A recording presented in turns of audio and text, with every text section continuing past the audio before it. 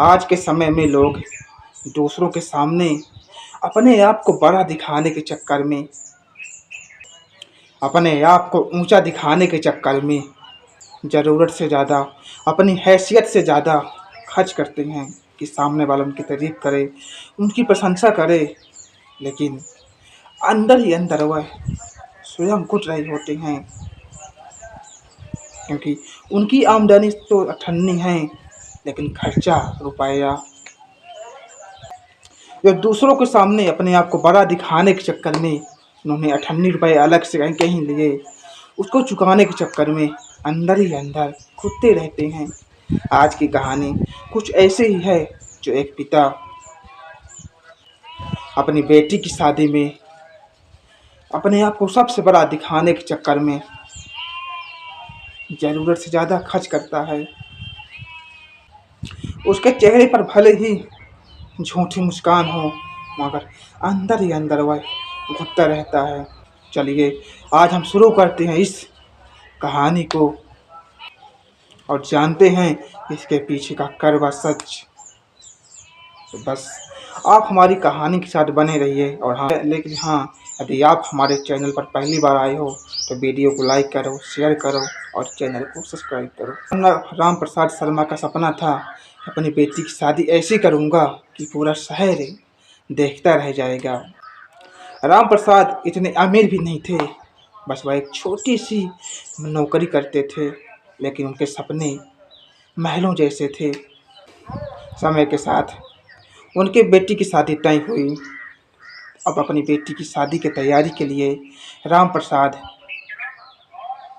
शहर के जो सबसे बड़े पैलेस था शहर का जो सबसे बड़ा पैलेस था उसे बुक करते हैं। उस शहर की जो सबसे महंगी महंगी चीज़ थी, उन सभी चीज़ों को राम प्रसाद शर्मा शादी के लिए ले आते हैं और उसको बुक करते हैं। राम प्रसाद की पत्नी ने जब उनको रोका और कहा, इतना ज़्यादा आप खर्चा क्यों कर रहे हैं, इतना पैसा कहाँ से आएगा, अभी तो हम किसी प्रकार करके कहीं से भी पैसे को इंतजाम कर लेंगे। लेकिन उसके बाद क्या, हम उनको पैसे कैसे लौटाएंगे और हमारा क्या होगा। हमारी बेटी तो चली जाएगी, लेकिन हमारा क्या होगा, जो हम लोगों ने इतना सारा पैसा लोगों से उधार ले लिया है, कर्ज ले लिया है, लोन ले लिया है। राम प्रसाद अपनी मूंछ चढ़ाते हुए कहते हैं, अरे चुप करो, अगर मैं खर्चा नहीं करूँगा तो लोग मेरे बारे में क्या सोचेंगे। कहेंगे कि राम प्रसाद की औकात बस इतनी ही है। मैं इस शहर वालों को दिखाना चाहता हूँ कि इस राम प्रसाद की औकात क्या है। मैं अपनी नाक नहीं कटवा सकता, चाहे गर्दन भले ही कट जाए।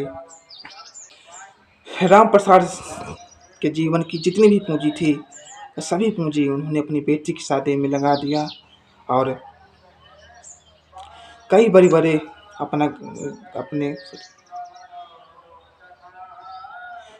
कंपनियों से लोन लिया, कई बड़े अधिकारियों से लोन लिया, यह दिखाने के लिए कि राम प्रसाद की औकात क्या है, राम प्रसाद कितना बड़ा आदमी है। शादी के दिन पूरा पैलेस महलों जैसा सजा था। उधर राम प्रसाद कुर्ता पैजामा पहने गेट पर फीकी मुस्कान के साथ लोगों का स्वागत कर रहे थे। उनके चेहरे पर मुस्कान तो थी, मगर वह एक दिखावटी मुस्कान थी। उस मुस्कान के पीछे एक डर था, जो कल शादी के बाद उन्हें पता नहीं कितने सालों तक परेशान करेगा। इस उद्देश्य के साथ कि लोग उनकी शाबाशी करेंगे और लोग उनकी सराहना करेंगे कि राम प्रसाद ने अपनी बेटी की शादी में इतना खर्चा किया। बड़े बड़े अधिकारी और मंत्री भी हैरान रह गए, लेकिन इसकी हकीकत कुछ और ही थी। उधर जो शादी में आए हुए मेहमान थे, आपस में बातें कर रहे थे। एक ने कहा, भाई मैंने सुना है कि एक ने कहा, देख भाई, इस राम प्रसाद ने तो बहुत खर्चा किया है, उसके पास बहुत पैसा है। दूसरे ने कहा, अरे हट, कुछ नहीं है, इतनी लंबी इतनी महंगी सजावट से क्या फ़ायदा जब अगला दिन घर बिक जाएगा। तीसरे ने कहा भाई मतलब अरे जो भी इसने किया है राम प्रसाद है ना यही लोन लेकर किया है, लोगों लोन लेकर किया है, अपना घर गिरवी देकर किया है। जब कल से घुट घुट के मरना ही है तो इतना दिखावटापन करने की क्या आवश्यकता थी। ऐसे ही मेहमान बातें करते रहे। जब मेहमान खाना खाने गए तो एक मेहमान ने कहा अरे अरे पनीर कैसी बनी है, लगता है कि रवा पानी है ही नहीं, देखो कितनी खराब पनीर बनाई है, इतना खर्चा करके और खाने में ध्यान ही नहीं दिया। क्या फ़ायदा इतना खर्चा करके जब कुछ खाना ही ढंग का नहीं बना। एक और ने कहा अरे हाँ भाई देख ये काजू कतली इतनी खराब है ना, ऐसा लगता है कि इसमें काजू है ही नहीं, आटा है, आटे में काजू है। तीसरे ने कहा इसकी पूरियाँ देख, इसकी पूरियाँ इतनी खराब हैं, पता नहीं कौन से तेल से इसने पूरियाँ बनवाई हैं। एक ने कहा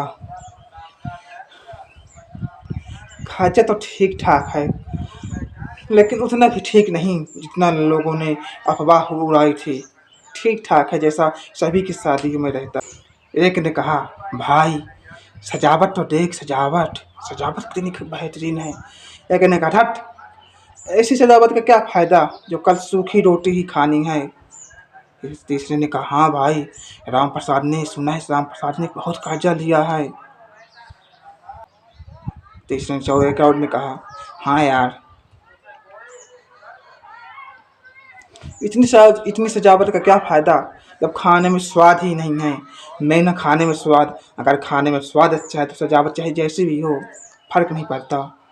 तीसरे ने कहा एक और ने कहा ऐसी सजावट का क्या फ़ायदा जो हमें माल खिला रहे हैं और कल ये सूखी रोटी नॉन खाएंगे।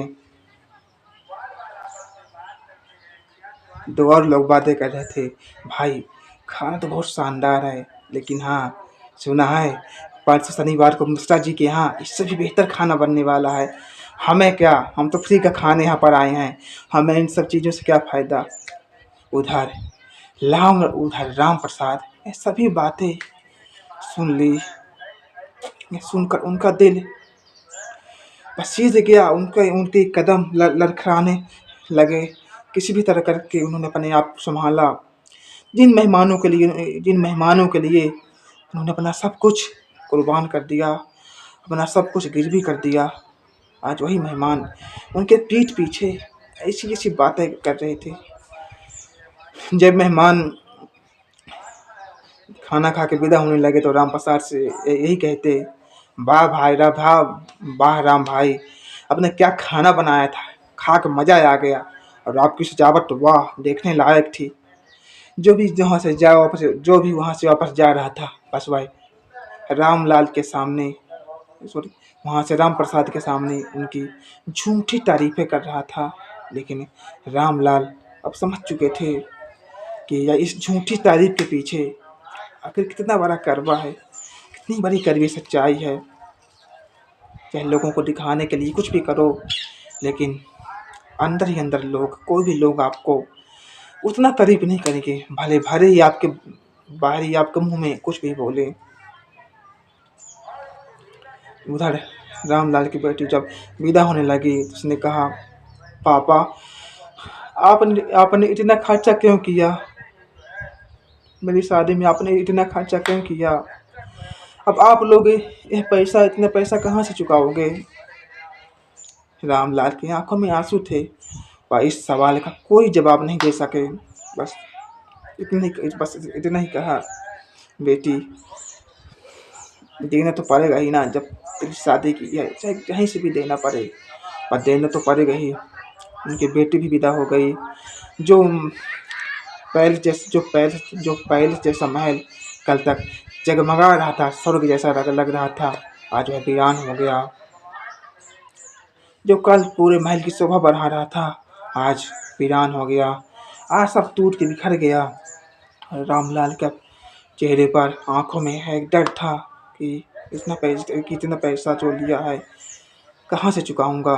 लोगों को दिखाने के लिए मैंने अपना सब कुछ खत्म कर दिया, अब उन झूठे लोगों के लिए जिनके लिए आप कितना भी करो उनके लिए कम है, उनके लिए कुछ भी नहीं है। बस वह आपको आप वह बस पीठ पीछे ही आपकी बुराई करेंगे, आपके साथ गलत करेंगे।